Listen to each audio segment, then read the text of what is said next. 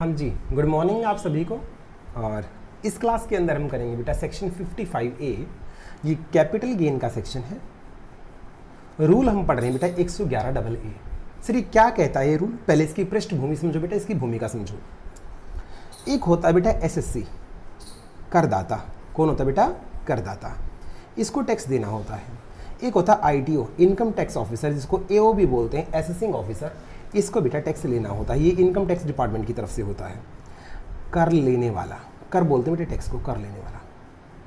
इस आम इंसान की फितरत होती है बेटा, ये हमेशा अपनी सेल वैल्यू को या अपनी इनकम को हमेशा कम दिखाएगा। अपनी इनकम को या सेल प्राइस को कम दिखाने से क्या होता है, इसकी इनकम कम हो जाती है, और इनकम अगर कम होगी तो अकॉर्डिंगली इसका टैक्स भी कम हो जाएगा। पर जब जब एओ को इस बात पे शक होता है, कि सामने वाले ने जानबूझ के इनकम को कम दिखाया है, क्या दिखाया है? कम दिखाया है, तो ये उस केस में अपना शक दूर करने के लिए उस केस को ट्रांसफर कर सकता है वैल्यूएशन ऑफिसर के पास। किसके पास? वैल्यूएशन ऑफिसर के पास। बेटा इस ऑफिसर का क्या काम होता है?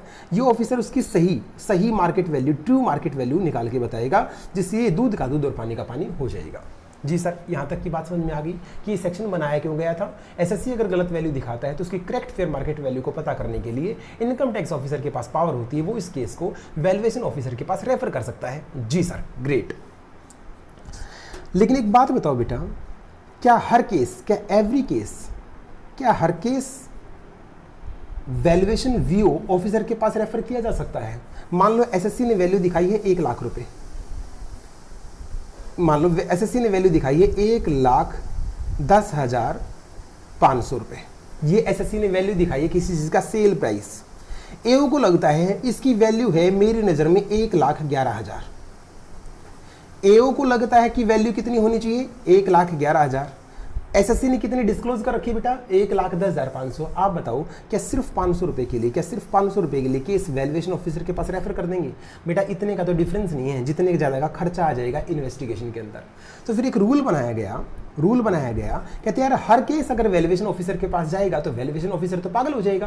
तो एक रूल बनाते हैं, इतने तक का केस ही वैल्यूएशन ऑफिसर के पास जाएगा, उससे छोटे अमाउंट का केस रेफर नहीं हो सकता। वो रूल है बेटा 111AA, 111AA में उस रूल को बता रखा है। तो बड़े ध्यान से बेटा वो रूल समझना। काफ़ी लोगों को इस रूल में दिक्कत रहती है।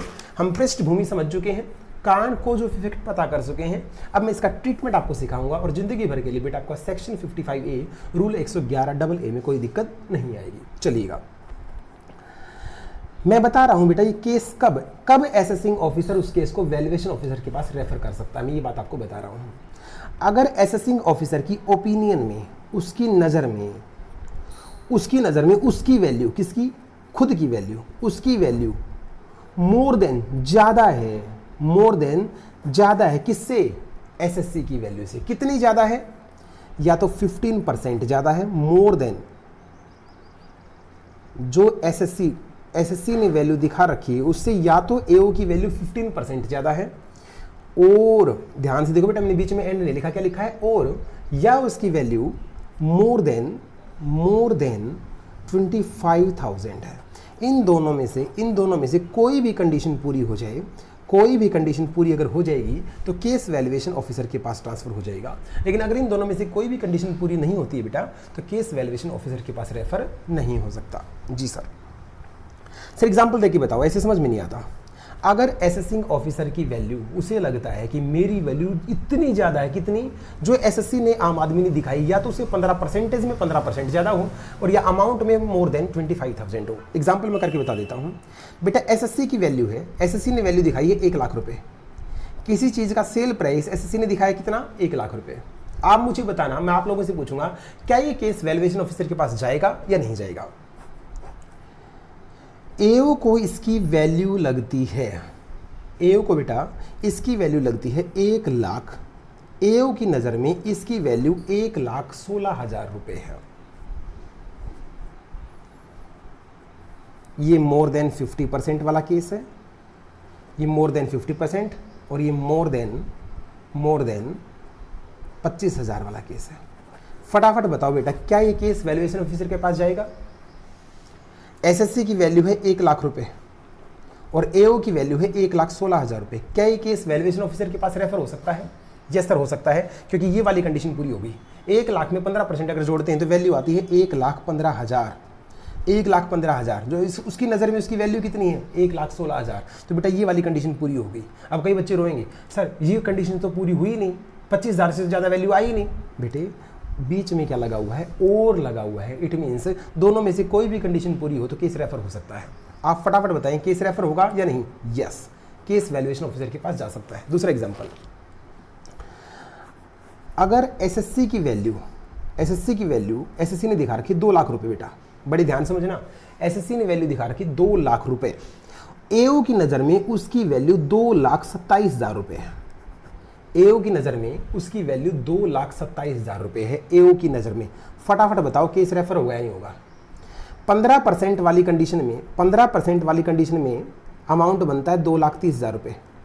एओ की नज़र में वैल्यू कितनी है 2,27,000 रुपये। तो बेटा कौन सी कंडीशन पूरी होगी, यहाँ 15% की कंडीशन पूरी नहीं हुई, लेकिन 25,000 से तो ज़्यादा वैल्यू आ गई ना। डिफरेंस कितना आ गया 25,000 से ज़्यादा। तो इस केस में भी क्या हो जाएगा, रेफर हो जाएगा। बेटा मैंने आपको दोनों केस करा के दिखा दिए। एक बार मैंने कंडीशन पूरी करवाई 15% वाली, 25,000 वाली कंडीशन पूरी नहीं हुई थी, और अब की बार मैंने कंडीशन पूरी करवाई 25,000 वाली, और इसमें 15% की कंडीशन पूरी नहीं हुई थी। अब आप लोग समझ गए होंगे कब कोई केस वैल्यूएशन ऑफिसर के पास रेफर होता है और कब नहीं होता। तो ये कंप्लीट डिटेल थी बेटा सेक्शन 55A की विद एग्जाम्पल। चलिए मिलते हैं बेटा नेक्स्ट वीडियो में। जब तक आप पढ़ते रहिएगा, घर पे रहिएगा, स्टे होम स्टे सेफ।